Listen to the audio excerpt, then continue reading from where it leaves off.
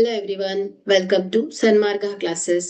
ತ್ರಿಭುಜಗಳು ಅಧ್ಯಾಯದ 31ನೇ ಪ್ರಶ್ನೆಯನ್ನ ಗಮನಿಸಿ.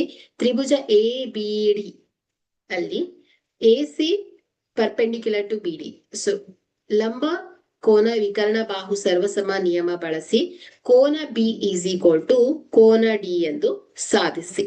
ಓಕೆ, ಸೊ ಪ್ರೂಫ್ ಅನ್ನ ನೋಡೋಣ.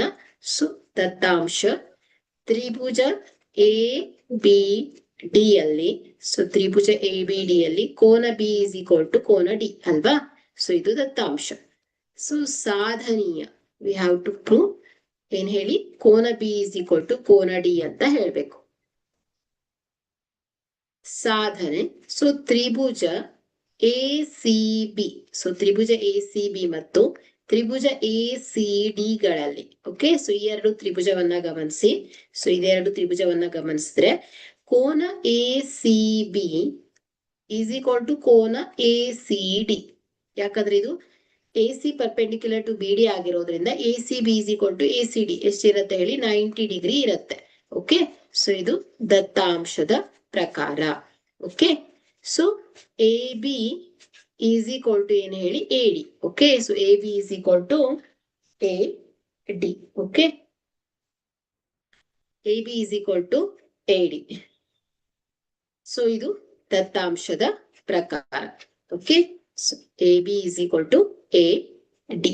Okay, so A C is equal to ಏನ್ ಹೇಳಿ, ಎ ಸಿ. ಯಾಕಂದ್ರೆ ಇದು ಉಭಯ ಸಾಮಾನ್ಯ ಬಾಹು, ಉಭಯ ಸಾಮಾನ್ಯ ಬಾಹುಗಳಾಗತ್ತೆ.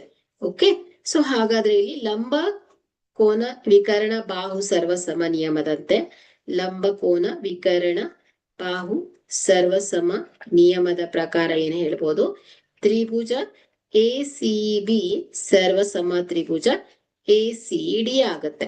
ಸೊ ಸರ್ವಸಮ ತ್ರಿಭುಜದ ಅನುರೂಪ ಕೋನಗಳು ಸಮ ಅಲ್ವಾ?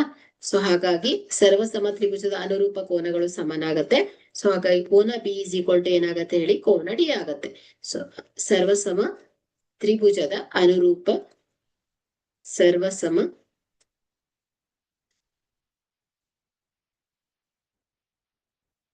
ಸರ್ವಸಮ ತ್ರಿಭುಜದ ಅನುರೂಪ ಕೋನಗಳು ಸಮ. Okay, hence proved. Thank you.